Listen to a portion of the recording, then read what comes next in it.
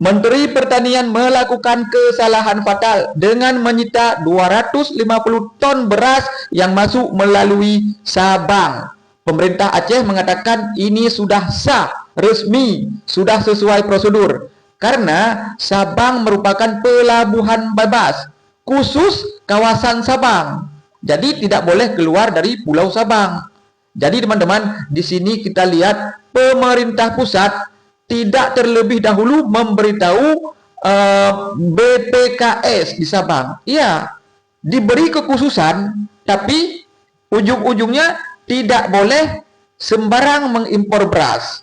Ada apa ini? Ini kita bingung teman-teman. Siapa yang salah?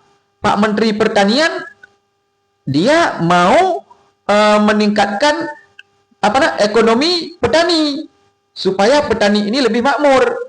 Tidak boleh impor beras. Sementara di Sabang itu beras mahal kalau masuk dari darat. Jadi diimpor. Siapa sebenarnya yang bersalah ini? Ini yang korban kan siapa nih? Importir. Sudah rugi, sudah disita. Apakah sewajarnya jika beras yang sudah disita itu dibebaskan saja untuk pertama kali? Nanti ke depan tidak boleh impor lagi. Kan begitu.